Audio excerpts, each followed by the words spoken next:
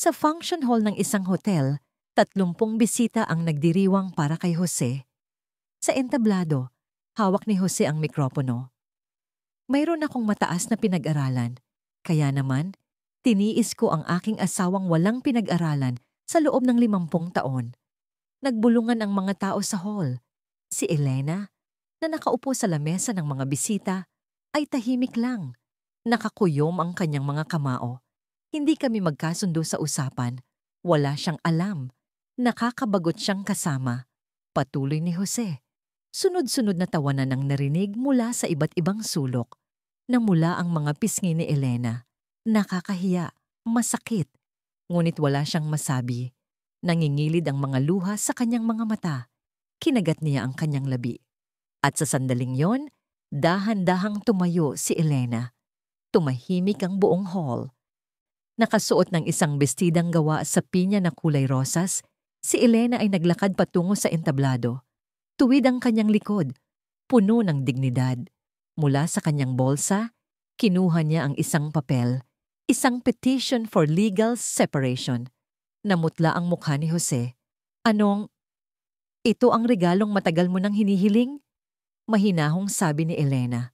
Umalingaw-ngaw ang kanyang boses sa buong kwarto. Natigilan ng mga bisita. Walang makagalaw. Hindi nila alam na ang babaeng tila maamo at tahimik ay may itinatagong tapang at determinasyon. Nasa kalagitnaan pa lang tayo ng kwento. Pero kung maari, isang maliit na pakiusap. Paki-like at subscribe po sa ating channel para patuloy ninyong masubaybayan ng kwentong ito. Ngayon, ipagpatuloy na natin. Umaga ng bagong taon, 2025. Isang tahimik na sandali ang bumalot sa isang lumang kalye sa Quezon City. 5:00 ng umaga, madilim pa ang langit, at ang ilaw mula sa mga poste ang tanging nagbibigay liwanag sa kalsada. Itinaas ni Aling Elena ang bakal na shutter ng kanyang maliit na karinderya, ang lutong bahay ni Aling Elena. Ang malakas na tunog nito ang bumasag sa katahimikan. Si Elena, 70 anyos, ay medyo hukot na, ngunit magaan pa rin ang kanyang mga kilos.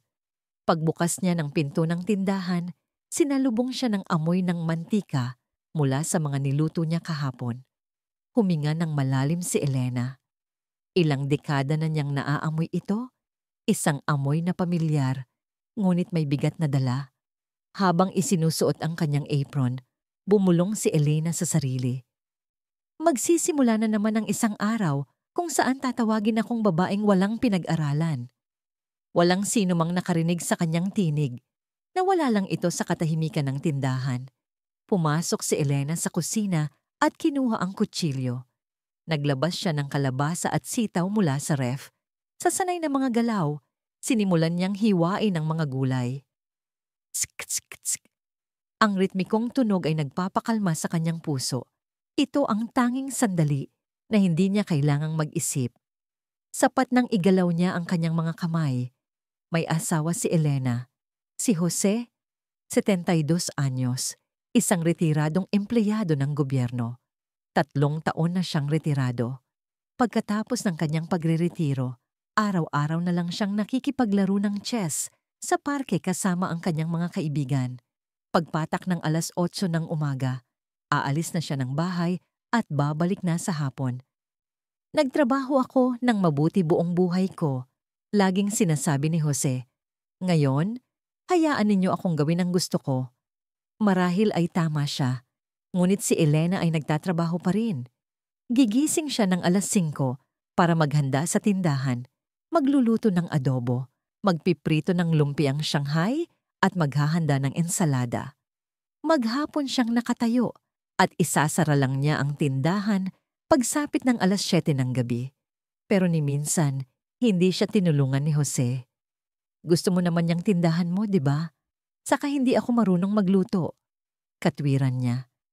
Sa tuwing naririnig iyon ni Elena, hindi na siya makasagot. Totoo namang hindi mataas ang pinag-aralan ni Elena. Pagkatapos ng high school, nagsimula na siyang magtrabaho.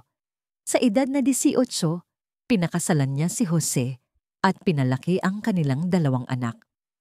Ang kanilang anak na lalaki ay nakapagtapos ng kolehiyo at ngayon ay nagtatrabaho sa Makati.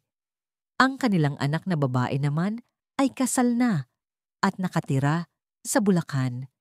Pareho na silang may sariling buhay. Noong maliliit pa ang mga bata, napakahirap ng buhay. Hindi sapat ang sahod ni Jose, kaya rumarakit si Elena sa gabi. Nag-a-assemble siya ng maliliit na piyesa ng electronics hanggang hating gabi. Kahit masakit na ang kanyang mga daliri, hindi siya pwedeng tumigil. Kailangan niyang kumita para sa pag-aaral ng mga anak. 15 taon na ang nakalipas nang buksan niya ang karinderya. Ginamit niya ang kakarampot niyang ipon para upahan ng pwesto. Hindi tumutol si Jose, pero hindi rin siya sumang-ayon. "Gawin mo ang gusto mo," sabi niya. "Basta huwag mo akong aabalahin." Iyon lang, mag-isa niyang pinatakbo ang tindahan. Natutunan niyang magluto sa sarili niyang paraan. Nagbabasa siya ng mga libro at sinusubukan ng iba't ibang recipe. Noong una, palagi siyang palpak. Matabang ang menudo, sunog ang pritong manok, pero hindi siya sumuko. Araw-araw siyang nagluto hanggang sa makuha niya ang tamang timpla. Ngayon, marami na siyang suki. Ang mga matatanda sa kanilang lugar ay madalas bumili sa kanya. "Ang sarap talaga ng luto mo, Aling Elena," sabi nila. Ang mga salitang yon ang nagpapasaya sa kanya. Sapat na malaman niyang may napapasaya ang kanyang mga niluto para magpatuloy siya. Ngunit sa bahay, iba ang sitwasyon. Bihirang purihin ni Jose ang luto ni Elena. Tahimik lang siyang kumakain. Minsan sasabihin niya, "Wala ka kasing pinag-aralan, kaya mababaw kang mag-isip." Tumatagos ang mga salitang yon sa puso ni Elena. Kahit ilang beses pa niyang marinig, hindi siya nasasanay. Nagbabasa naman si Elena. Nanonood ng balita sa TV. Gusto niyang malaman ang mga nangyayari sa mundo. Pero sa tuwing susubukan niyang makipag-usap kay Jose, palagi siyang pinuputol nito. "Hindi mo maiintindihan. Nagtrabaho ako sa gobyerno. Alam ko kung paano gumagana ang mundo." Sa mga salitang yon, natatahimik si Elena. Totoo namang marami siyang hindi alam. Hindi siya nakatungtong ng kolehiyo. Pero masakit pa rin. Nakakapag-isip din naman siya. Nakakaramdam din. Kulang lang siya sa husay na isatinig ang mga ito. Tumingin siya sa orasan. Pasado 6:00 na. Malapit ng mag-umaga. Sinimulan ni Elena ang paghahanda ng mga ipiprito. Hiniwa niya ang manok at tinimplahan. Inilagay sa harina at isinalang sa mainit na mantika. Ang tunog ng pagpiprito at ang mabangong amoy ay kumalat sa hangin. Sa amoy na yon, bahagya siyang sumisigla. "Kakayanin ko ang araw na ito," sabi niya sa sarili. Nagsimula ng lumiwanag sa labas. Unti-unti nang nagkakaroon ng tao sa kalye. Inilabas ni Elena ang isang mesa at inayos ang mga lutong ulam. Mechado, ginataang sitaw at kalabasa, laing, lahat ay buong pag-iingat niyang niluto. Hindi nagtagal. Dumating ang una niyang customer, isang matandang babae na nakatira sa malapit. "Magandang umaga po," bati ni Elena nang may ngiti. "Ang aga mo na naman, Elena. Pabili ng 2 order ng mechado." "Salamat po. Masarap po ang pagkaluto niyan ngayon. Malambot ang karne." Habang nag-uusap, isinali ni Elena ang ulam sa lalagyan. Umalis ang customer na may ngiti sa labi. Habang pinagmamasdan niya ito, naisip ni Elena, "Dito, kailangan ako ng mga tao. Dito, hindi ako babaeng walang pinag-aralan." Ngunit pag-uwi niya, iba na naman. Maririnig na naman niya ang mga masasakit na salita. Isang maliit na kaba ang gumapang sa kanyang dibdib. "Hanggang kailan magiging ganito ang buhay ko? Hanggang kailan ko ito matitiis?" Habang iniisip ito, naghintay si Elena sa susunod na customer. Sinag ng araw ang tumatama sa kalye. Nagsisimula na naman ang isang tahimik na araw. Hapon na nang isara ni Elena ang shutter ng kanyang tindahan. Muli, ang malakas na tunog nito ang umalingaw-ngaw sa tahimik na kalye. Tapos na ang isang araw ng trabaho. Mabigat ang kanyang likod, masakit ang mga binti. Pero hindi siya pwedeng magpahinga. Kailangan niyang umuwi para maghanda ng hapunan. Sumakay siya sa kanyang bisikleta. Kulay kahel ang langit sa paglubog ng araw. Hinaplos ng hangin ang kanyang pisngi. Pagdating niya sa bahay, bukas ang ilaw sa labas. Nauna nang umuwi si Jose. Huminga ng malalim si Elena. "Nandito na ako," sabi niya pagpasok sa pinto. Walang sumagot. Pagsilip niya sa sala, nakaupo si Jose sa sofa, nanonood ng TV habang umiinom ng beer. Malamang ay maghapon na naman siyang naglaro ng chess sa parke. Nagsuot si Elena ng apron at pumunta sa kusina.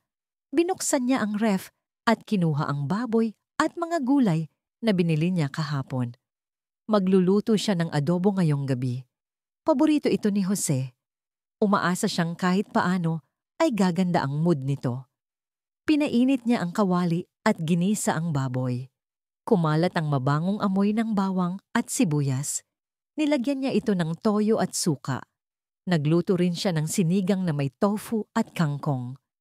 Luto na rin ang kanin. Habang inihahain ang pagkain, tinawag niya si Jose. Handa na ang hapunan. Dahan-dahang tumayo si Jose at umupo sa mesa. Tahimik siyang kumuha ng kubyertos. Umupo si Elena sa tapat niya. Silang dalawa lang sa hapagkainan. Isinubo ni Jose ang adobo. Sinulyapan ni Elena ang ekspresyon ng kanyang asawa. Sasabihin kaya niyang masarap? Ngunit tahimik lang si Jose na kumakain. Walang imik.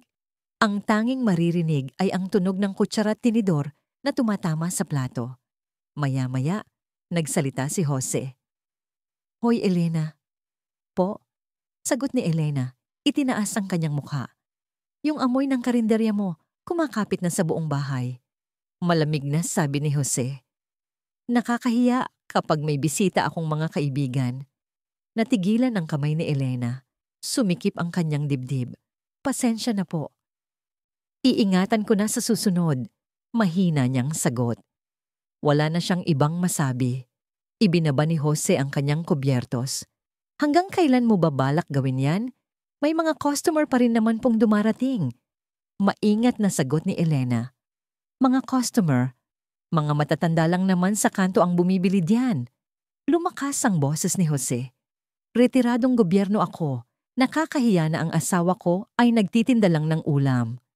Hindi na nakapagsalita si Elena. Yumuko na lang siya. Sakto namang bumukas ang pinto sa labas. May pumasok. "Mapa, nandito na po ako." Isang pamilyar na boses. Ang anak nilang si Paulo. Si Paulo, 35 anyos, ay nagtatrabaho sa isang kumpanya sa Makati pero minsan ay dumadalaw. Siguro ay napadaan lang siya pauwi mula sa trabaho. "O Paulo? Tamang-tama ang dating mo." Bahagyang sumaya ang mukha ni Jose. Pumasok si Paulo sa sala, nakasuot pa, at umupo. "Ma, pwede po akong makikain?" "O naman anak, ikukuha kita." Tumayo si Elena at dali-daling kumuha ng plato. Nilagyan niya ito ng adobo at sinigang. Kumuha ng kubyertos si Paulo at nagsimulang kumain. "Tama si Papa, Ma." Biglang sabi ni Paulo. "Dapat sa bahay ka na lang. Matanda ka na rin." Nanginig ang mga kamay ni Elena. Hindi niya inasahan na maririnig iyon mula sa sarili niyang anak.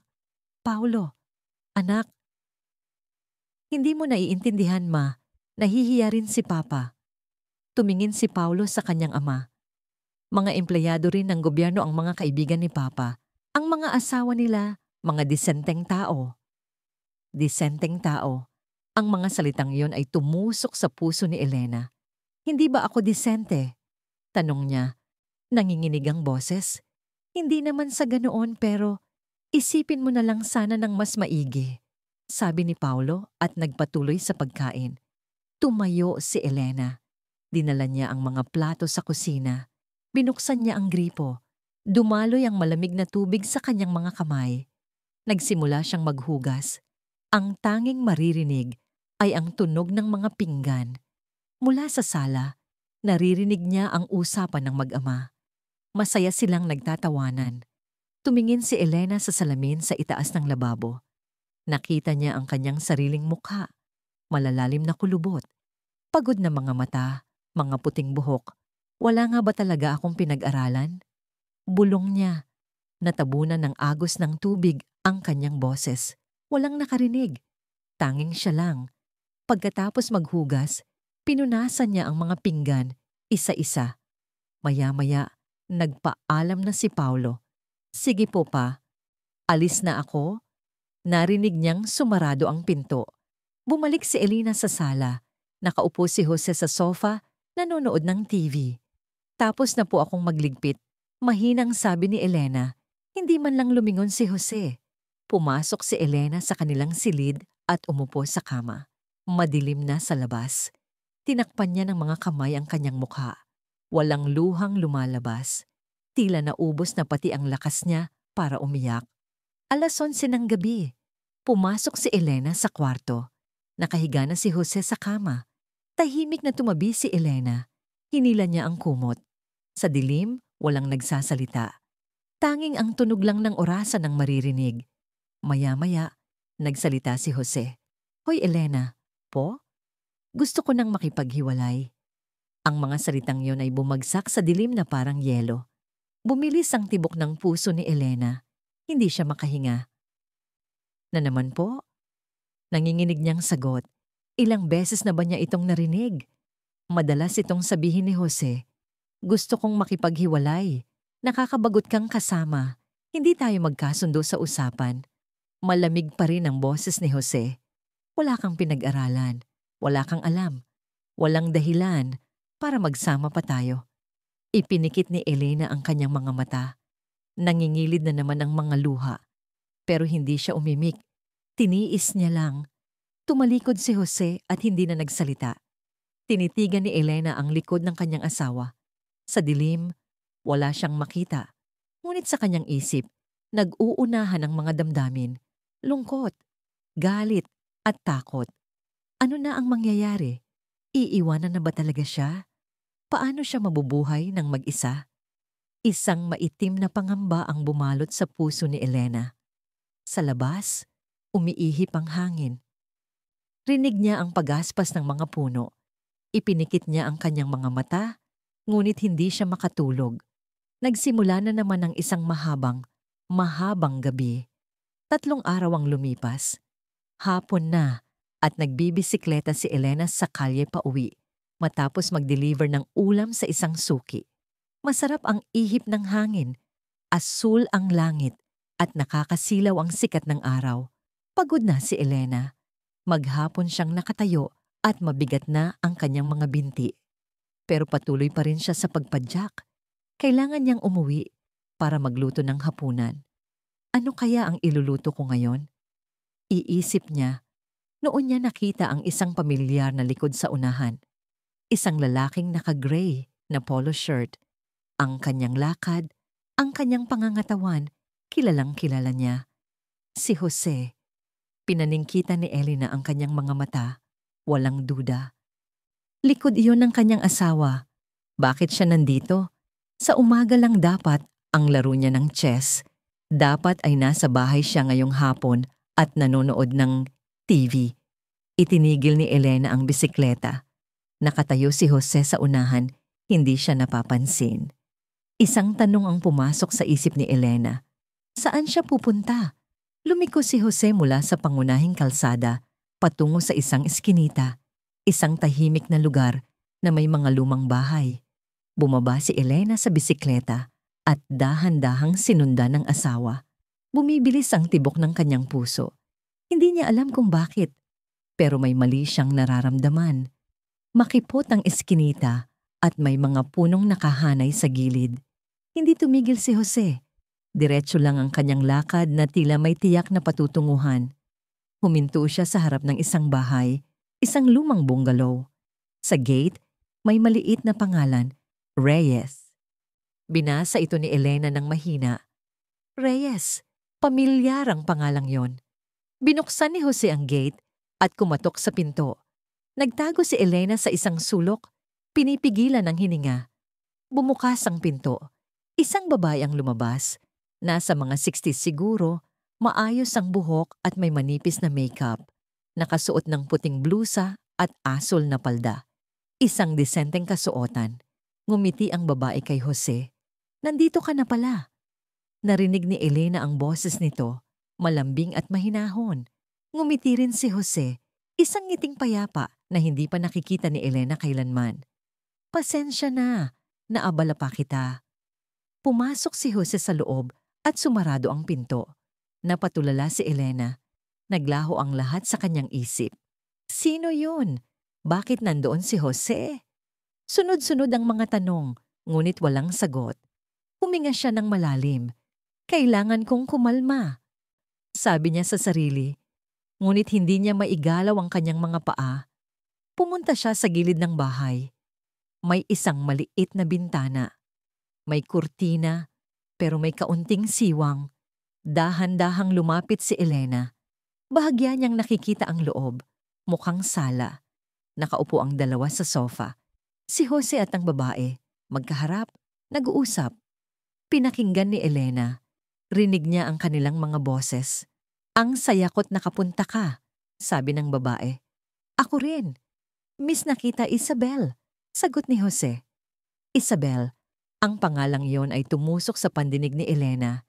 Isabel Reyes, naalala niya. Iyon ang pangalan ng kaibigan ni Jose sa chess na madalas niyang ikwento. Isang dating guru raw, sabi ni Jose. Isang taong nakakasundo niya sa usapan. Napalunok si Elena. Naninikip ang kanyang dibdib. Narinig niya ulit ang boses ni Jose. Ikaw pa rin talaga ang pinakamagaling, Isabel. Hindi ko na matiis yung mangmang na yon. Mangmang na babae. Siya ang tinutukoy. Muntik nang tumulo ang luha ni Elena. Pero kinagat niya ang kanyang labi. Hindi ito ang oras para umiyak. Kinuha niya ang kanyang cellphone. Nanginginig ang kamay, ngunit diretso ang tingin. Binuksan niya ang kamera at itinutok sa siwang ng bintana. Tiniyak niyang naka-silent mode ito at pinindot niya ang capture button. Sa screen, nakita niya ang dalawa. Si Jose at Isabel nagtatawanan. Kumuha si Elena ng maraming litrato mula sa iba't ibang anggulo para maging ebidensya. Nanginginig ang kamay pero hindi tumigil ang kanyang daliri. Pagkatapos, isinilid niya ang cellphone sa bulsa. Huminga siya ng malalim. May nag-aalab sa kanyang dibdib. Galit? Lungkot? Hindi. Determinasyon. Umalis si Elena sa tapat ng bintana. Tahimik siyang lumayo.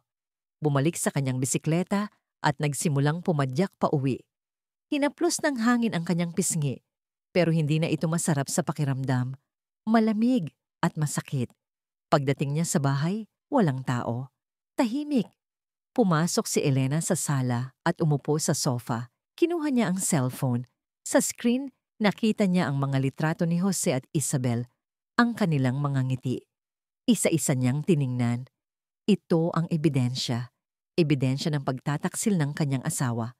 Sa wakas, bumuhos ang mga luha ni Elena. Hindi na niya napigilan. Dumaloy ito sa kanyang pisngi. Bakit? Bakit naging ganito? Gusto niyang sumigaw, pero tahimik lang siyang umiyak. Tumingin siya sa orasan. Pasado 4:00. Malapit nang umuwi si Jose. Pinunasan ni Elena ang kanyang mga luha at pumunta sa banyo. Namumula at namamaga ang kanyang mga mata. Naghilamos siya. Ang malamig na tubig ay nagpalamig sa kanyang nag-iinit na mukha.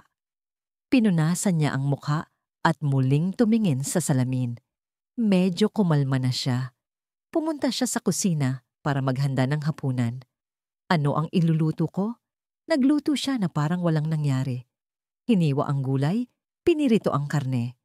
Pero wala roon ang kanyang isip. 6:00 ng gabi. Bumukas ang pinto. Nandito na ako?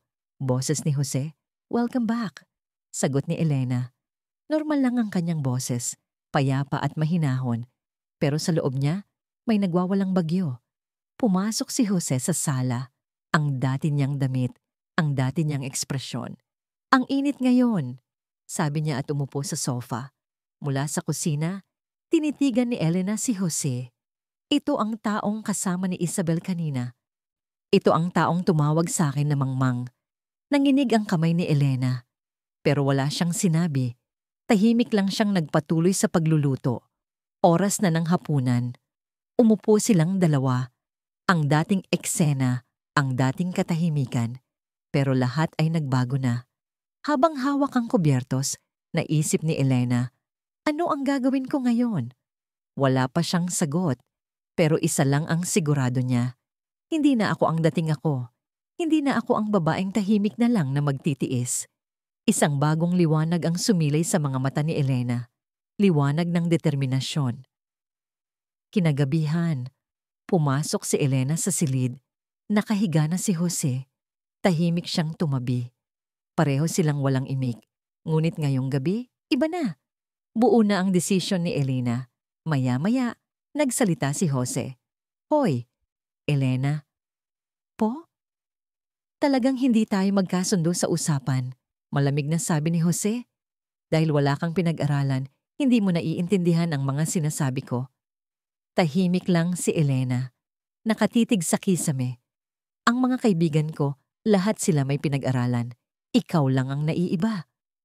Ang mga salitang yon ay nagdulot ng sakit, pero wala ng luha. Sa halip, may ibang damdaming umusbong. Isang tahimik na galit. Gusto ko na talagang makipaghiwalay. Patuloy ni Jose. Walang kasaya-saya kapag kasama ka. Ang boring ng bawat araw. Ipinikit ni Elena ang kanyang mga mata. Huminga ng malalim. At sa kanyang isip, bumulong siya. Tutuparin ko ang hiling mo. Hindi niya ito sinabi ng malakas. Pero ang mga salitang yon ay may bigat. Bigat ng isang desisyon. Kinaumagahan, maagang nagising si Elena. Tulog pa si Jose. Dahan-dahan siyang lumabas ng kwarto. Sa sala, kinuha niya ang kanyang smartphone at nagsimulang mag-search. Legal Separation Lawyer for Women Metro Manila. Nanginginig ang kanyang daliri, pero pinindot niya ang search button. Lumabas ang ilang law firm. Isa-isa niyang tiningnan. Isang pangalan ang nakaagaw ng kanyang pansin. Santos Law Office, isang all-female law firm sa Ortigas. Sa website, nakita niya ang litrato ng abogado, si Attorney Santos, isang babaeng nasa 40s. Sinulat ni Elena ang numero sa isang maliit na papel. 8:00, nagising si Jose. Kumain sila ng almusal at umalis na naman siya para makipaglaro ng chess. Pagkasara ng pinto, tinitigan ni Elena ang numerong isinulat niya. Huminga siya ng malalim at tumawag. Hello, Santos Law Office? Isang magandang boses ang sumagot. Gusto ko po sanang magtanong tungkol sa legal separation. Nanginginig na sabi ni Elena. Sige po. Pwede po ba kayo ngayon? Opo. Kung ganoon, pwede po kayo pumunta ng hapon, 1:00. Sige po, pupunta ako. Binaba niya ang telepono. Totoo ba ito? Pupunta ba talaga ako? Ngunit iwinaksin niya ang pag-aalinlangan. Nakapagdesisyon na siya. 1:00 ng hapon, isinara ni Elena ang karinderya. Sumakay siya ng tren papuntang Ortigas. Ang daming tao, ang ingay. Gamit ang mapa sa cellphone, hinanap niya ang opisina. Nasa isang tahimik na gusali ito. Sumakay siya ng elevator at natagpuan ng pinto. Santos Law Office. Pumasok siya sa isang malinis at maliwanag na opisina. Sinalubong siya ng isang babae. Kayo po ba? Siging Elena? Ako nga po. Maya-maya, lumabas ang isang babaeng naka-blazer, si Attorney Santos. Ginang Elena, tuloy po kayo. Pumasok sila sa isang opisina kung saan tanaw ang syudad. Ano po ang maipaglilingkod ko? Tanong ng abogado. Tungkol po sa legal separation, tumango si Attorney Santos. Araw-araw pong sinasabi ng asawa ko na gusto na niyang makipaghiwalay. Kaya pagbibigyan ko na po siya. Bahagyang nagulat ang abogado. So, ang asawa ninyo po ang may gusto? Opo. Lagi niya akong sinasabihan na wala akong pinag-aralan at nalaman ko pong may iba na siyang babae. Nag-umpisang magsulat si Attorney Santos. May ebidensya po ba kayo? Opo.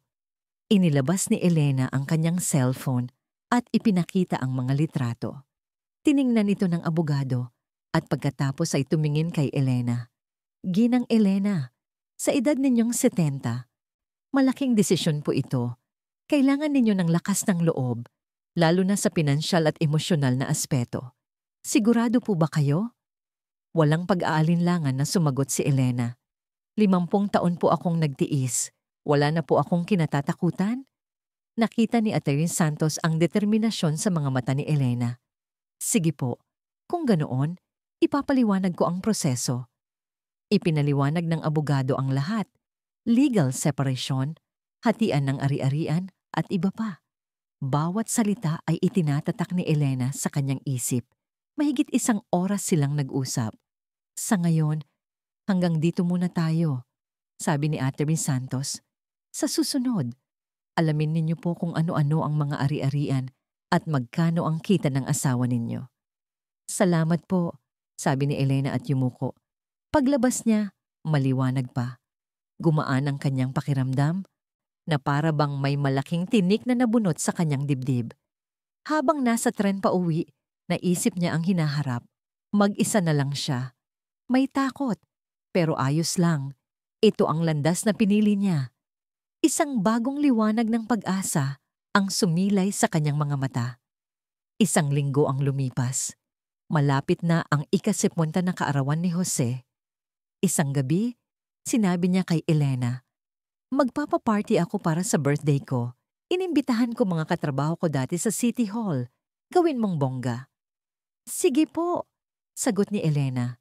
Kinabukasan, inilabas ni Elena mula sa baul ang isang luma, ngunit magandang bestidang gawa sa pinya na kulay rosas. Huli niya itong isinuot noong kasal ng anak niyang babae. Tinitigan niya ito. Ito ang isusuot ko sa party. Parang isang aktres sa kanyang huling pagtatanghal, naisip niya. Kinagabihan, sinabi ni Jose, oo nga pala. Inimbitahan ko rin si Isabel, yung kasama ko sa chess. Natigilan si Elena. Si Isabel. Ngunit hindi niya ipinahalata. Ngumiti siya. Mabuti naman. Siguradong magiging isang araw iyon na hindi natin malilimutan. Hindi naintindihan ni Jose ang tunay na kahulugan ng mga salita ni Elena. Oo nga, excited na ako. Masaya niyang sabi. Sa mga sumunod na araw, abala si Elena sa paghahanda. Nagplano siya ng menu na malengke at nagluto. Adobo, kaldereta, lechon kawali, sinigang, lahat ng paborito ni Jose. Habang nagtatrabaho, naaalala niya ang mga unang taon ng kanilang pagsasama. Dati, mabait si Jose. Kailan siya nagbago? 3 araw na lang bago ang party. Gabi-gabi, tinititigan ni Elena ang bestida. Sa harap ng maraming tao, sa harap ni Jose at Isabel, tatayo siya, buo na ang kanyang loob. Dumating ang araw ng kaarawan, isang maaraw na Sabado. Ang venue ay sa function hall ng isang hotel. Maghapon si Elena sa pag-aayos ng pagkain. Pawis na pawis, pero hindi siya tumigil. 3:00 ng hapon, umuwi siya para magbihis. Isinuot niya ang bestidang kulay rosas, inayos ang buhok, at naglagay ng kaunting kolorete. Tumingin siya sa salamin. Isang babaeng may dignidad ang nakita niya. Kinuha niya ang kanyang bolsa. Sa loob, ang petition for legal separation at ang mga litrato. 4:00, bumalik siya sa venue. Nagsisimula nang dumating ang mga bisita. Sinalubong niya sila nang may ngiti. Maya-maya, dumating si Isabel, elegante sa kanyang suot na bestida. Magandang hapon, bati ni Isabel. Magandang hapon, tuloy po kayo, sagot ni Elena. 5:00, nagsimula ang party. Tumayo si Jose sa entablado, hawak ang mikropono. Salamat sa pagdalo ninyo, ako'y 70 na ngayon. Nagpasalamat siya sa lahat. Pagkatapos, tumingin siya kay Elena. Ang asawa ko ay isang babaeng walang pinag-aralan, pero tiniis ko siya sa loob ng 50 taon. Nagbulungan ng mga tao. Mahirap ang buhay, kasama ang asawang walang alam. Hindi kami magkasundo, pero tiniis ko dahil iyon ang tungkulin ng isang asawa. At sa mga susunod na taon, patuloy ko siyang titirisin. Makakasama. Iyon ang aking tadhana. Nagtawanan si Jose at ang ilang bisita. At sa sandaling iyon, tumayo si Elena. Tumahimik ang lahat. Dahan-dahan siyang naglakad papunta sa entablado. Elena, anong ginagawa mo? Gulat na tanong ni Jose. Hindi siya sumagot. Tumayo siya sa harap ng mikropono. Mula sa kanyang bolsa, inilabas niya ang papel. Isang petition for legal separation. Ipinakita niya ito kay Jose. Namutla ang mukha nito. Ito ang regalong matagal mo nang hinihiling, sabi ni Elena. Ang boses niya ay umalingaw-ngaw sa buong hall. Gabi-gabi, sinasabi mong gusto mo nang makipaghiwalay. Kaya heto na, pagbibigyan kita. Muli, may kinuha siya sa bulsa, ang kanyang smartphone. Sumenyas siya sa staff. Ikinonekta ng staff ang telepono sa projector. Sa malaking screen sa likod, lumabas ang laman ng kanyang phone. Mga litrato. Mga litrato ni Jose at Isabel na masayang nagtatawanan sa loob ng bahay ni Isabel. Nagkagulo ang mga tao. Namutla si Isabel. Natulala si Jose. Nagsalita si Elena, malakas at malinaw. 50 taon akong nagtiis para sa'yo. Tinawag mo akong mangmang. Tinawag mo akong bobo. Pero nagtrabaho ako para sa pamilya natin. Pero ngayon, tapos na. Inilapag niya ang petition sa harap ni Jose. Tutuparin ko ang hiling mo. Malaya ka na. Nanginginig na tinitigan ni Jose ang papel. Yumuko si Elena sa mga bisita. Pasensya na po sa abala. Bumaba siya ng entablado at naglakad palabas. Tuwid ang likod. Puno ng dignidad. Walang pumigil sa kanya. Pagbukas niya ng pinto, bumungad ang liwanag mula sa labas.